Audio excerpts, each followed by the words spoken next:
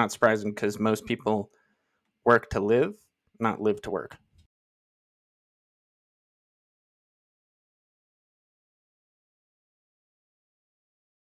Hello everyone, I'm Seth, this is Acquired Salary. In today's video, I'm going to discuss and react to How Money Works video on Nobody Wants to Work Anymore. Before we get into it, if you're new here, welcome. If you're returning, welcome back. With that, let's get into it.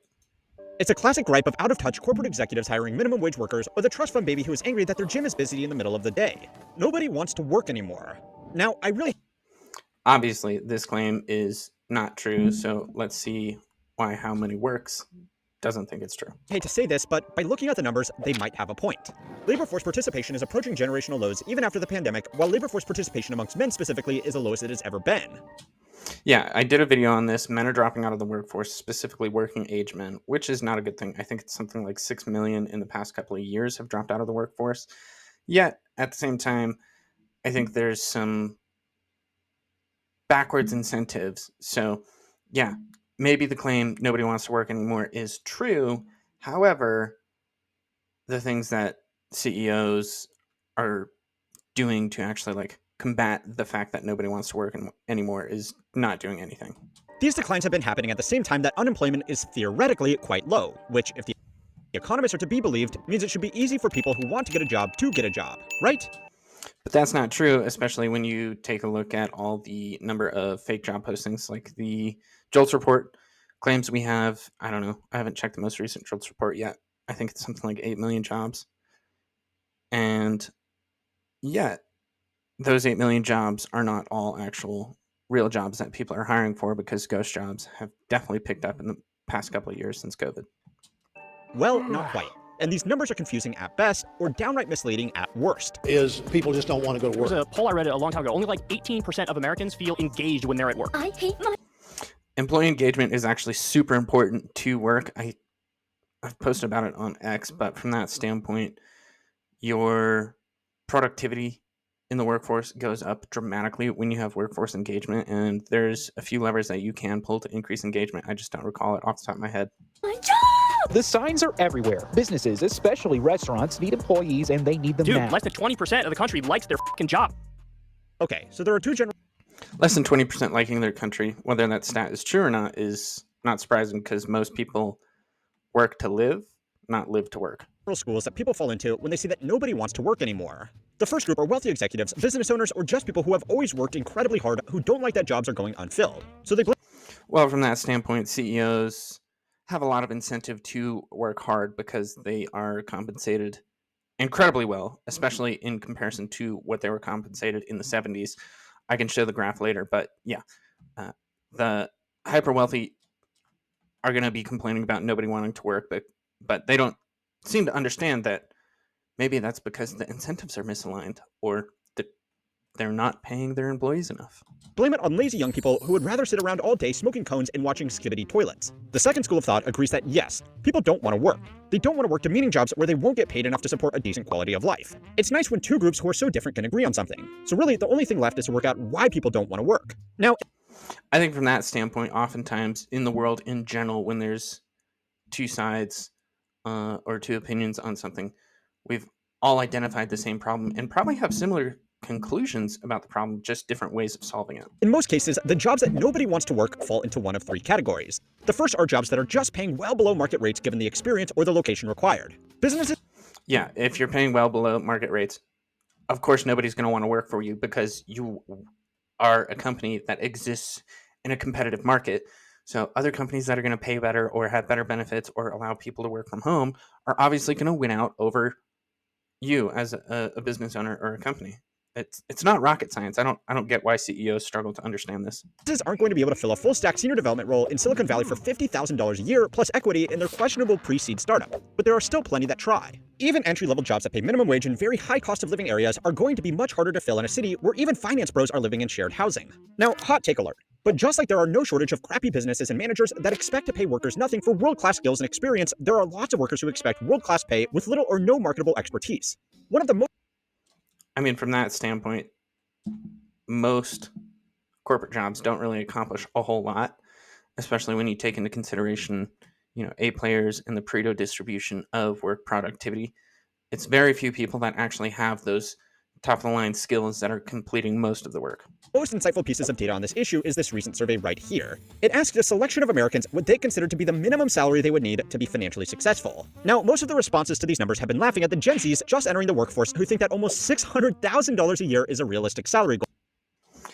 It might not be a realistic salary goal, especially for younger generations, but from that standpoint, if you're looking at it in terms of financial stability and being able to afford the American dream, 600,000 is looking to be a lot more uh, reasonable, or that average is what's required in order to be, you know, the average of all the generations is actually kind of what's required, especially in the high cost of living areas that, I covered in my video yesterday. Goal. Because for most people, it just isn't. Unless you are in a few very specific career paths, there are basically no jobs that pay this money. And even then, you need an insane amount of luck to get those opportunities. Now, you can blame this on young people who don't really know how the world works yet, or social media that makes it look like every hustle bro is flying private. But it's all distracting from a more interesting data point. The average boomer thinks financial success is achieved with a salary of just under $100,000. Boomers are absolutely out of touch, especially if you go watch my video from yesterday. The average salary in the cheapest states to live in order to afford the American dream is something like $118,000. So anything less than $100,000 is not going to afford people the American dream. So obviously boomers are out of touch. It might have worked for them, but inflation and the dramatic increase in housing, cost of college, and childcare has made it so that the American dream is unaffordable, especially on just $100,000. It at bare minimum needs to be 118, according to the data presented in yesterday's video. According to the Bureau of Labor Statistics, this is still almost double the median national salary. But in most major cities where people can actually find jobs that pay this much, $100,000 certainly doesn't afford a lifestyle of financial success. There is simply a massive gap in expectations between the generations looking for their first jobs and the group responsible for giving out most of the jobs. So they both agree that nobody wants to work, just for different reasons. The second type of job that nobody wants to work are in workplaces that push their staff, demand unreasonable overtime, or have management that are needlessly abusive. This happens in a shocking amount of businesses across the country. And even if you are lucky enough to avoid a boss that thinks shouting is an effective motivation tool, you have probably worked some overtime out of fear of losing your job or being reprimanded. According to a And again, this is because the power dynamic of, the employer being the one that signs your check and job security being a thing, especially in more recent times with the current job market, there's supposedly a lot of people that are out of work and looking for work. So employers could be tempted to be like, well, maybe we can replace this employee with somebody that we have to pay less and we'll do more. And that's how you can get sucked into the trap of working unpaid overtime. 2023 workplace survey, the average full-time worker across the country studied is now putting in an average of 9.2 hours of unpaid overtime. These jobs often don't have much trouble finding people to start, but they do struggle with high staff turnover. The third are I wonder why. Because as soon as somebody finds a better opportunity that perhaps they don't have to work as much overtime, or perhaps they're paid more, they're going to leave for that better opportunity. It's not rocket science. simply jobs that never actually existed. You probably all know about ghost jobs by now, but even if you really do want to work, there is a good chance that most of your applications are just going to build out a workforce database, not to actually be considered for employment. Now, whatever the specific reason, the results are the same. Less people end up working. But aside from settling some beef between entitled Zoomers and some out-of-touch boomers, this data all reveals something more concerning about work in the current economy. It's not that people don't want to work anymore. They simply can't afford to. So it's time to learn how money works to find out what's really behind the worst phrase in the workplace. This week's video is sponsored. So, from that standpoint, if nobody wants to work or people can't afford to work, maybe there's something that needs to be done in terms of employees' salaries.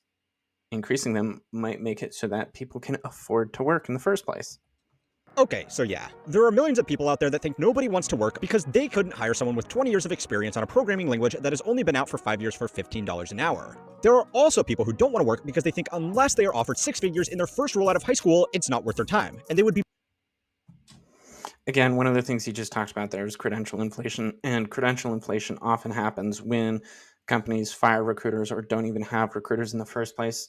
Startup companies and early uh, small companies, anything along those lines, they don't have recruiters who go through the hiring process in a professional manner all the time. So that's where we get credential inflation, to where it's like, oh, you need a bachelor's degree to do something that does not require a bachelor's degree. That's be better one off of the sitting at home issues. working on their NFT dropshipping business. Both of these groups definitely exist in shockingly large numbers, but even though it's really fun to make fun of both sides, it distracts from the much more important reason why labor force participation is getting worse. Well, as you might have been able to guess, this trend is really being driven by specific age groups and specific locations. If you look at labor force participation and exclude the youngest generation of workers and the oldest generation of workers, it's actually approaching all-time highs, which really makes sense when you think about it.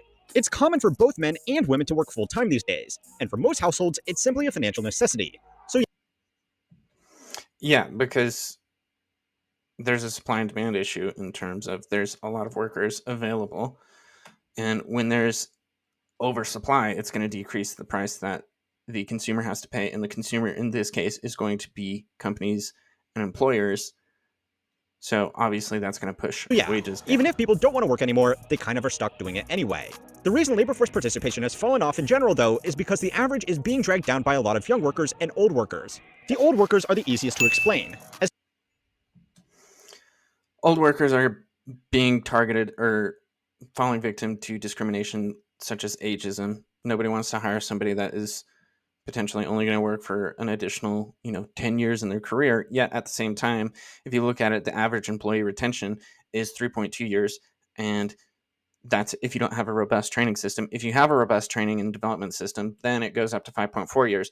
So if you're making a hiring decision and you decide, oh, I'm not going to hire this person because they're older and they might not stay you know over 5 years, like, reality is they're not going to stay over 5 years in the first place. So that's just discriminatory at best.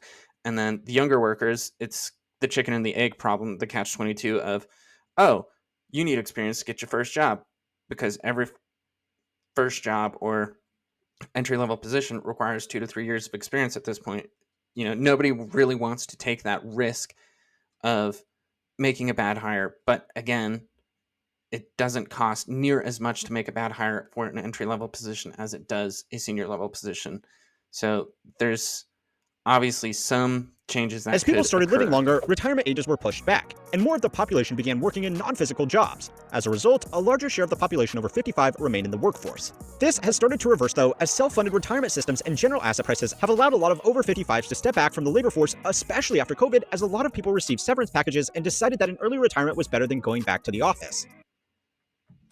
From that standpoint, this is also where we have seen in perhaps some of the more recent years the decrease in overall productivity from employees and workers, because there was not that knowledge transfer from the older, more experienced labor force participants to the younger, less experienced labor force participants.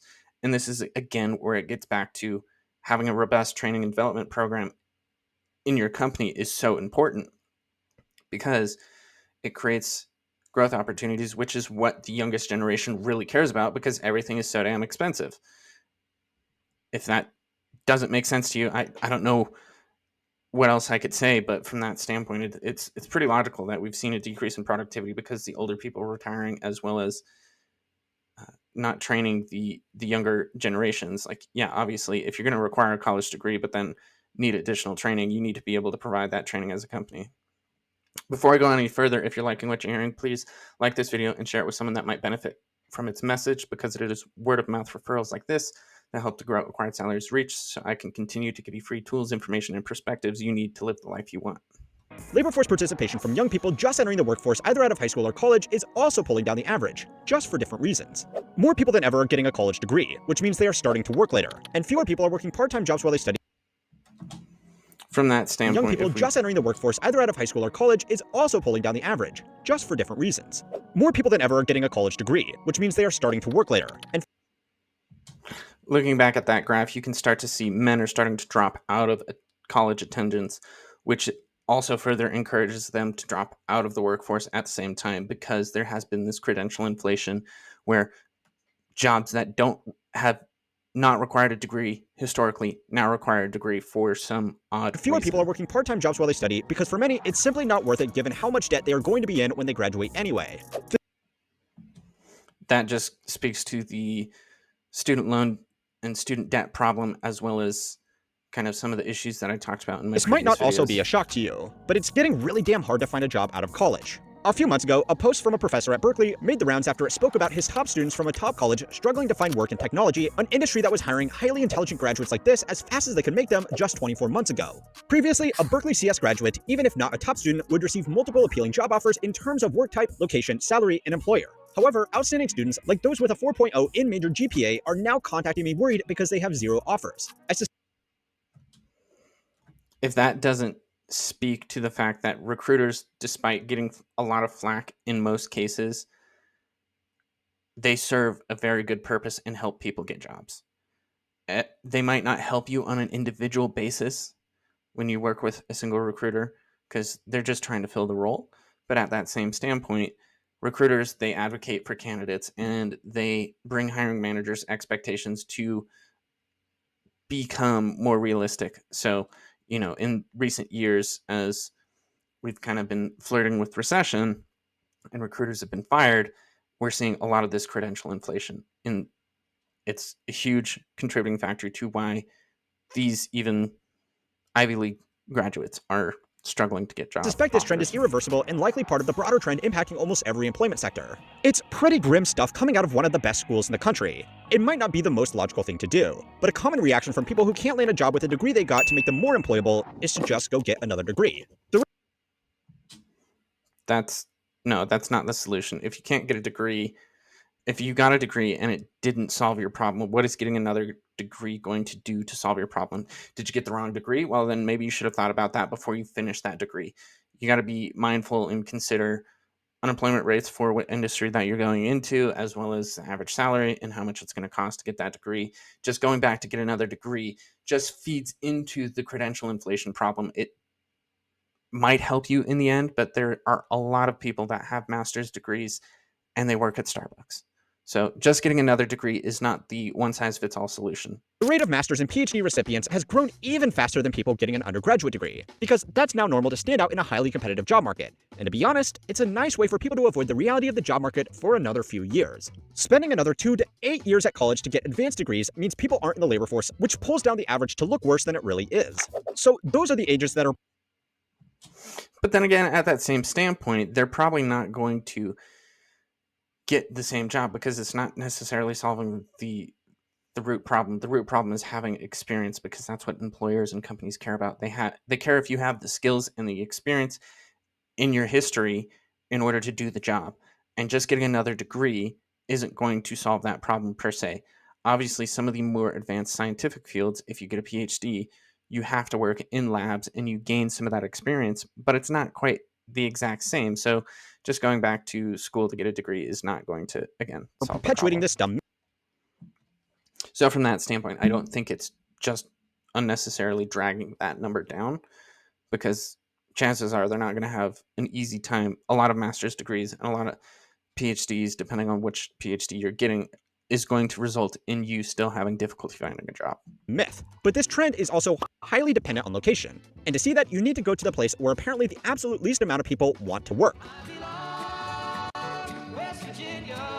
Yes, the Rust Belt state has the lowest labor force participation in the country, but also some of the most unusual statistical anomalies. The state is quite poor after its major industries like coal mining and manufacturing were either outsourced or simply fell out of widespread use. This means that a lot of areas have effectively been left behind with no major employment opportunities, meaning that labor force participation is much lower than the national average. But strangely, in some areas, the participation rate is much higher than what would be expected. A recent study conducted by economists from Hamline University, Cornell, and Virginia Tech found that depending on the county, labor force participation in West Virginia ranges from 42% to 77%. That is a huge swing. And, from that standpoint, my guess would be it's all dependent on the actual industry and jobs available in A each gap between county. regions of 35%, while the average across the US states is just 17%, less than half of West Virginia. It's not unusual that cities and working towns will have higher labor force participation than other areas, because people often specifically move to these locations just to get work. But this variance was startling and uncovered a bigger national trend. The people in areas that still had work can't afford not to work, and the people in areas with no work couldn't afford to move to areas with work since it could mean giving up family support networks or simply paying for the cost to relocate housing. That explains why people can't afford to work in the first place. Relocation, especially if a company requires you to relocate and doesn't provide relocation assistance, this is putting the burden and expense of actually providing value to the employer on the employee, which just kind of further exacerbates the problem of employee salaries not being high enough, because not only have salaries not kept up with productivity growth and CEOs' pays gone up dramatically, so like over 10x from the 70s, we're now shifting a lot of the employers have been shifting a lot of burdens onto employees. Look at it with elimination of pension plans and requiring employees to self-enroll in 401k plans, as well as not providing relocation assistance. This is just all kinds of things that are making it more expensive for the employee, all while CEOs are continuing to get more and more A lot of pay. people who had the financial means have already moved out of the state, only making this problem worse, as they take business opportunities and money away with them. It's a dense read because it's an academic paper. It's for nerds. But if you ever feel compelled to say that nobody wants to work anymore, I definitely suggest you have a look at it. The report itself also looks at welfare issues specific to West Virginia. But just because the state is experiencing this problem the worst doesn't mean that it's in any way just something hurting them. The trend of a few concentrated cities doing extremely well while everywhere else stagnates can make nationwide figures look good. But it also means people who want to work have an option of trying their luck for one of the few jobs left in areas with fewer opportunities, or living in an extremely expensive city to compete with everybody else fighting over a spot in the few places left where people can reliably get ahead. Finance and tech have become one of the last escape ropes for people to make a deal with the devil to get out of these areas with little to no opportunities. And the tech job market has been obliterated in the most recent years. There's been a lot of cost-cutting measures, even though companies are still hitting stock all-time highs, which doesn't make any sense. It's just, again, putting more money in the pockets of CEOs and not the employees. Again, from that standpoint, I'm going to pull up the CEO pay data that I was just referencing. Maybe. Yeah, so if we scroll down here, is this chart going to load? Maybe. Okay, so we see realized CEO compensation was 20 times the average worker's compensation in the mid 60s. Going all the way to today is 290 times. And this is from 2023. So overall, CEOs are just continuing to pocket more and more money, while at the same time, employee productivity since the 40s, and we really start to see the disconnect in the mid to late 60s, has gone up. So productivity has gone up over 393%, yet compensation has only gone up 248%. And that gap is going to be contributing to realized CEO compensation going up. So this is a pretty self-explanatory problem. Obviously, CEOs, they need to have good incentives to work hard and create company efficiency and drive growth within companies. But at the same time, if you're starting to face this massive problem of employees not wanting to work, maybe you should take a look at the compensations, because there's plenty of data to support that compensation has not kept up with productivity gains, nor has it kept up with inflation and the overall increases in the cost of living. What do you think? Please share your thoughts and comments in the comment section below. And if you've made it this far into the video, you may as well subscribe to this channel so you don't miss out on future videos just like this one. Until next time, thank you.